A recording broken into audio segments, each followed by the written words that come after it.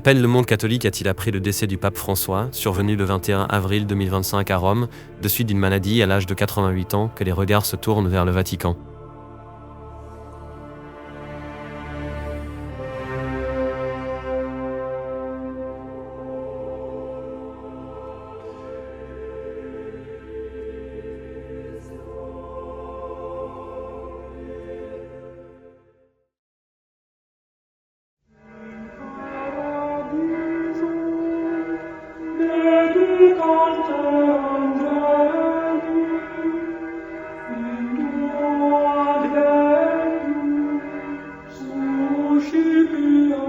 Que se passe-t-il lorsque le chef de l'Église catholique quitte ce monde? Derrière les murs de Saint-Siège, un rituel vieux de près de 800 ans s'enclenche, minuté au geste près, dans un mélange de silence, de prière et de fumée blanche.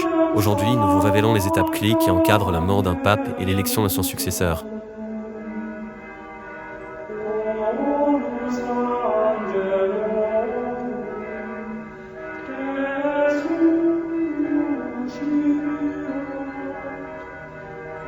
Alors que les messages de condoléances affluent de toutes parts à travers le monde, des États-Unis à la France, en passant par de nombreux pays africains et européens, saluant en émoi les souverains pontifes, le président de la République démocratique du Congo, Félix-Antoine Tshisekedi Tshilombo, s'est également exprimé avec une profonde émotion suite au décès du pape François le 21 avril 2025.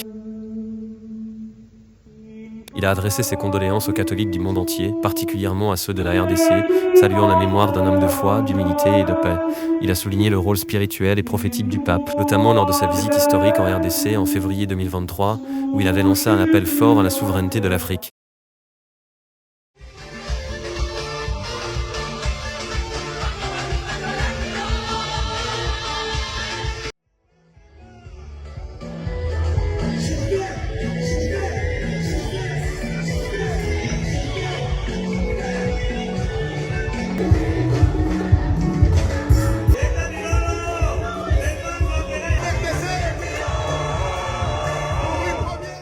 Après le colonialisme politique, un colonialisme économique tout aussi asservissant s'est déchaîné. Ce pays, largement pillé, ne parvient donc pas à profiter suffisamment de ses immenses ressources. On en est arrivé au paradoxe que les fruits de sa terre le rendent étranger à ses habitants. Le poison de la cupidité a ensanglanté ses diamants.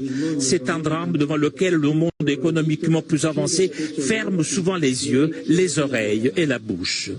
Mais ce pays et ce continent méritent d'être respectés et écoutés.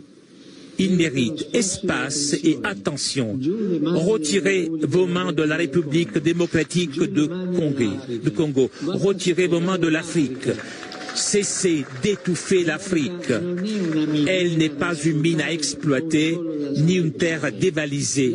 Que l'Afrique soit protagoniste de son destin.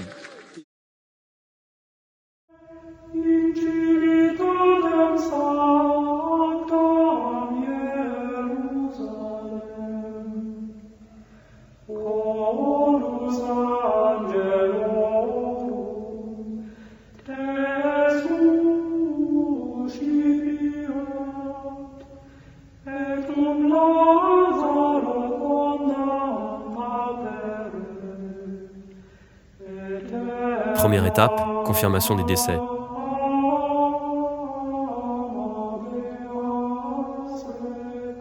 La première étape est symbolique et solennelle. Le Camerlingue, actuellement le cardinal Kevin Farrell, est chargé de confirmer la mort du pape. Une tradition veut qu'il frappe doucement le front du défunt 3 fois avec un petit marteau en argent, en l'appelant par son nom de baptême. Si aucune réponse n'est donnée, le décès est déclaré.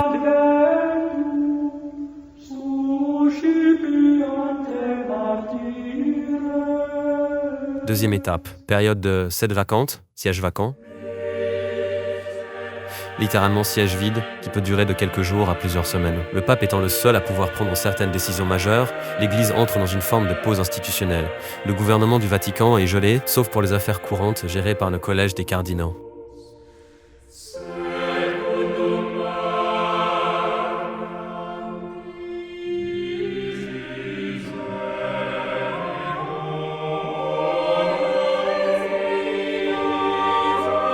Troisième étape, obsèques et enterrement.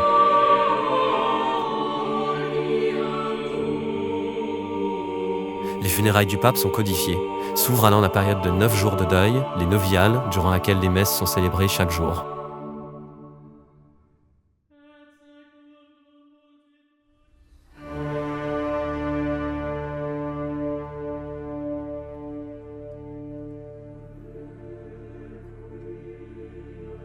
Le corps du pape est exposé à la basilique Saint-Pierre pour permettre aux fidèles de lui rendre un dernier hommage.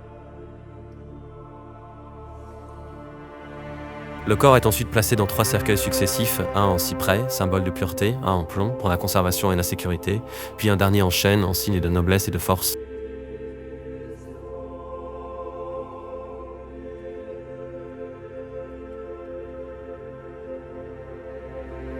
Il repose enfin dans la crypte de la basilique Saint-Pierre, une nécropole souterraine où sont inhumés la plupart des papes depuis le IVe siècle. Quatrième étape, convocation du conclave. Une fois le pape inhumé, le doyen du collège des cardinaux, le cardinal Giovanni Battista Re, convoque les cardinaux électeurs. Seuls ceux âgés de moins de 80 ans peuvent voter. Avant le vote, des congrégations générales permettent de discuter des défis à venir. Cinquième étape, élection du nouveau pape. Le conclave débute dans la chapelle Sixtine sous haute sécurité. Les cardinaux sont coupés du monde, privés de téléphone et d'internet. Ils votent à bulletin secret jusqu'à ce qu'un candidat obtienne une majorité des 2 tiers.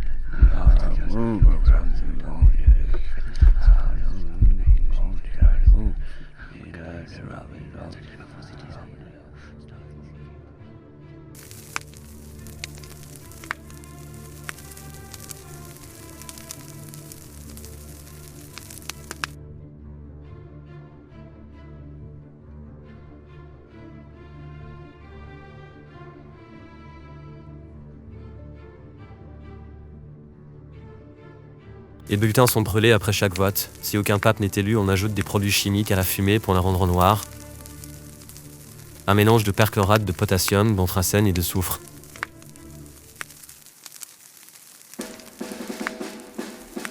Lorsqu'un pape est élu, un autre mélange génère une fumée blanche, généralement à base de lactose et de colophane.